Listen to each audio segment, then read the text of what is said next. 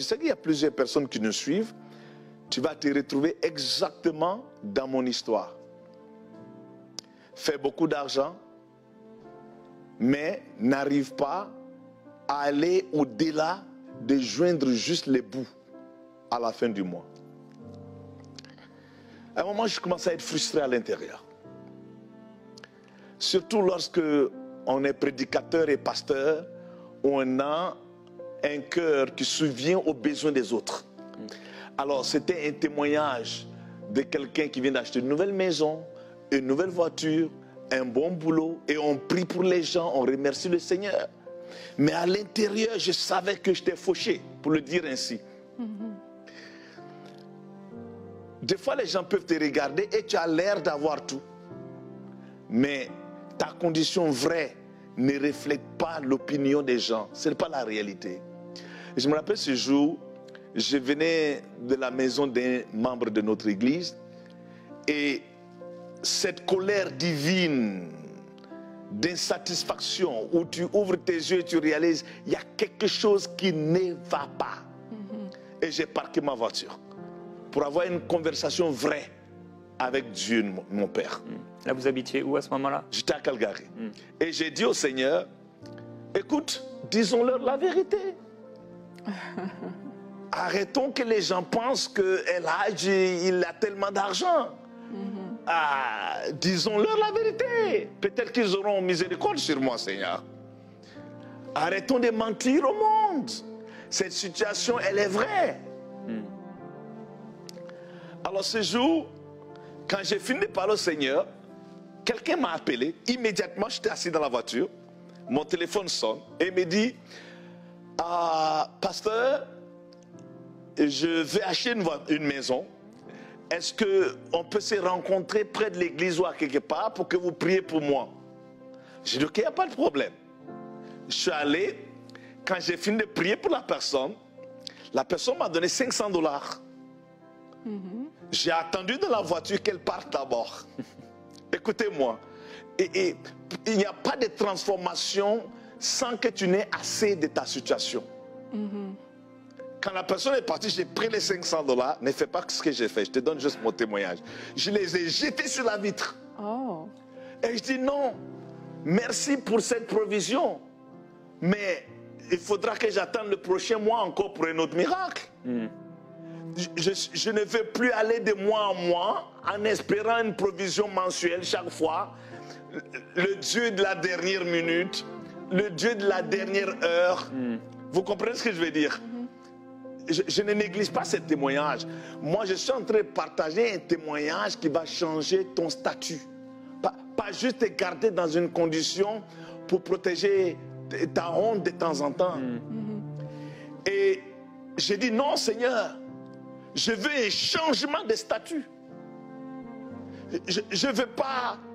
I don't want you to bail me out. Je ne veux pas que tu viennes à la dernière minute pour me sauver à chaque fois là. Je suis fatigué là des miracles de dernière minute. Je suis fatigué des miracles pour payer le dernier loyer ou quelque que ce soit. L'Esprit Saint travaillait en moi. Et j'ai ramassé les $500. Et je suis allé m'acheter un uniforme militaire. J'étais dans le mood là. Parce que vous étiez déterminé. Il y a certaines, écoutez-moi, il y a certains changements qui demandent une guerre. Ça demande une guerre. Ce jour, je suis arrivé à l'église, ils ne m'ont pas reconnu. C'était comme un Navy SEAL là, un agent spécial des forces armées qui venait d'arriver, commandant. Et j'ai prêché. Pendant la prédication, c'est là que quelque chose s'est passé. J'étais en feu, comme on le dirait. Et pendant la prédication, je suis tombé sur mes genoux et j'ai crié à haute voix. Donc, les gens pensaient que le pasteur était en feu. Tu vois, la révélation, j'étais en train d'être délivré. Voilà ce que j'ai vu. Vous n'avez pas besoin de voir ça. Le mot témoignage veut dire, Seigneur, fais-le encore. C'est ça que ça veut dire. Vous n'avez pas besoin que ce que j'ai vu, que vous le voyez. J'ai vu un ange. Un ange avec des bras, je te dis, tellement forts, qui m'a pris par les épaules comme ça. C'est là que la puissance et la gloire de Dieu étaient tellement grandes, je ne pouvais pas me tenir sur mes pieds. Et je suis tombé sur mes genoux et j'ai crié avec toute ma force. Parce que quand il m'a pris par les genoux, c'est comme s'il m'a déshabillé. Il a poussé comme ça et j'ai vu, tu l'as dit, la pauvreté comme une colle. J'ai vu un manteau là, un habit que je portais. L'eau tombait comme si ça venait de la toilette. J'espère que vous n'êtes pas dans votre souper. C'était la chose la plus répugnante. Même quand j'en parle aujourd'hui, je peux le sentir. Je peux le sentir. C'est tellement vrai. Je dis non, c'est pas possible que ça c'était sur moi. C'est des choses spirituelles. Amen. Et c'est pour ça que j'ai crié. Et j'ai vu cet ange qui m'a pris. Et il a enlevé ce truc. Je le regardais comme ça. Et il me regardait avec une gloire. Et j'ai regardé comment c'était répugnant. Comment c'était lourd. Comment c'était oppressif. Et j'ai commencé à pleurer. Et les gens, ils pensaient que j'étais en feu. Et puis d'autres choses. Ils ne savaient pas que je venais de profiter de la bonté, de l'amour de Dieu à mon égard, pour me délivrer. Je dis bien délivrer de ce manteau de pauvreté, qui est un manteau de lourdeur, d'oppression, de honte, qui te traîne dans la boue. Il t'enlève même ta parole. Tu perds ton audacité.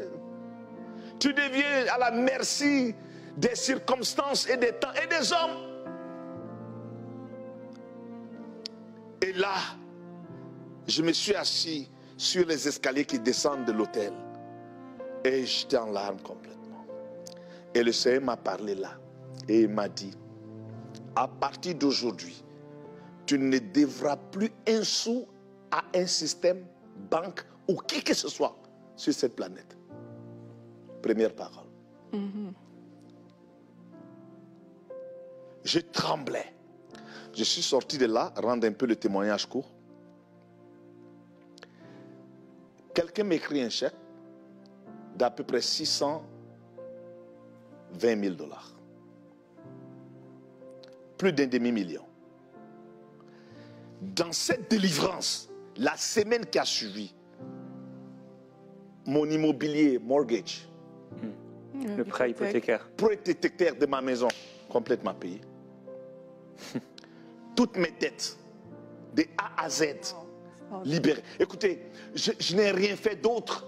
Quand ce manteau a été brisé et enlevé sur ma vie, ce qui m'appartenait, que le ciel avait alloué à mon nom et à ma famille, ont commencé à devenir une réalité sans que je ne fasse quoi que ce soit. Je crois qu'il y a plusieurs personnes dans l'église de Dieu qui sont victimes du même manteau que j'étais victime.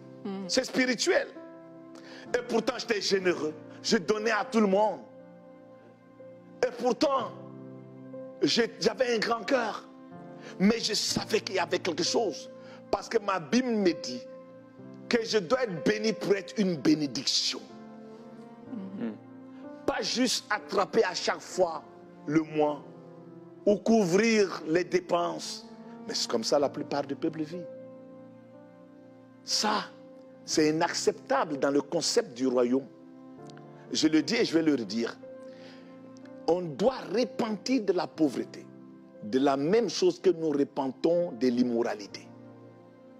Nous devons haïr la pauvreté en tant que chrétien. Je dis bien haïr, c'est un mot fort, mais s'il y avait plus fort que ça, je l'utiliserais. C'est quelque chose que nous devons rejeter complètement. Briser tous les mensonges. Moi, je me disais, Dieu c'est bon, tant que je le sers, je n'ai pas besoin de grand-chose. Il répond juste à mes besoins. Pas besoin. Non, non, non. Je suis appelé enfant de Dieu, après le type d'Abraham, béni pour être une bénédiction. C'est ça mon témoignage.